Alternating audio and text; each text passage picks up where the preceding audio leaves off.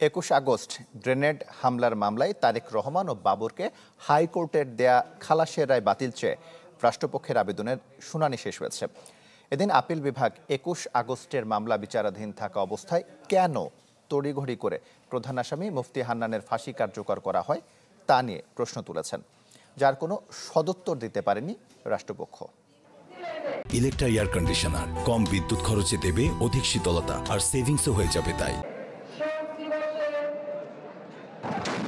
2004 সালের 21 আগস্ট রাজধানীর বঙ্গবন্ধু এভিনিউয়ে তৎকালীন বিরোধী দলীয় নেতা শেখ হাসিনার সমাবেশে গ্রেনেড হামলা হয়, যে ঘটনায় মারা যান আওয়ামী লীগের 24 নেতাকর্মী।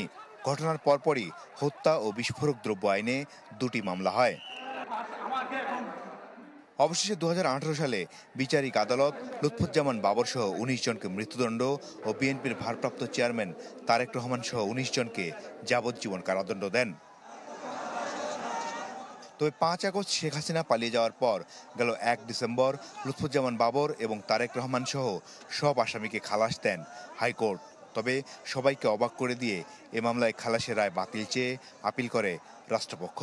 মঙ্গলবার যার চূড়ান্ত শুনানিতে আপিল বিভাগ প্রশ্ন তোলেন, 21 আগস্টের ফাঁসি রায় বহাল থাকা অবস্থায় কেন তড়িঘড়ি করে কার্যকর করা হলো মুফতি হান্নানের রায়।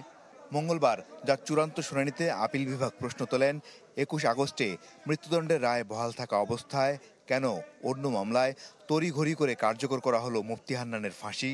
কেনই বা একই দিন 5.5 ঘন্টার জবানবন্দি নেওয়া হলো 3 আসামির।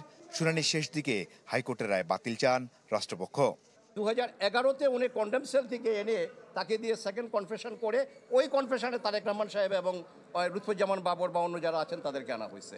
এবং আমরা বলছি যে একটা মামলায় একজন ফাঁসির দণ্ডপ্রাপ্ত আসামি তাকে সরাসরি কন্ডেম সেল থেকে ম্যাজিস্ট্রেটের কাছে গিয়ে যে কনফেশন রেকর্ড করা হয়েছে এই কনফেশন আইনত টিকতে পারে না। যেভাবে মামলাটা পরিচালিত করেছে, এই মুফতি হান্নানকে স্বীকারোক্তিমূলক জবানবন্দি দিয়ে আব্দুল কাহার আকন্দ যিনি আওয়ামী লীগের মনোনয়ন পেয়ে নির্বাচন করেছেন তাকে দিয়ে, অর্থাৎ উনি চেয়েছেন আইবি রহমানের বিচার না, উনি চেয়েছিলেন জনাব তারেক রহমানকে এই মামলায় অভিযুক্ত করার জন্য। এই কারণে বললাম জাস্টিস হারিট জাস্টিস বারিট। আসামিপক্ষ আপিল বিভাগকে বলেন, এ মামলায় পদে পদে আইন ভাঙা হয়েছে। বুধবার তারা এসব বিষয়গুলো তুলে ধরবেন সর্বোচ্চ আদালতে। টিএফআই সেলে বন্দী ছিলেন, তাদের স্বীকারোক্তিমূলক জবানবন্দি নেওয়া হয়েছে 12 জনের। এর মধ্যে মুফতি হান্নানের স্বীকারোক্তিমূলক জবানবন্দি নিয়েছে দ্বিতীয়বার। তিনিও টিএফআই সেলে সব কিছু মিলে 410 দিন বন্দী ছিলেন। সুতরাং তার করা স্বীকারোক্তিমূলক জবানবন্দির আইনগত কোনো মূল্য থাকতে পারে না। অবশেষে 21 বছর পর এ মাসে চূড়ান্ত নিষ্পত্তি হতে যাচ্ছে বহুল আলোচিত 21 আগস্ট গ্রেনেড হামলা মামলা।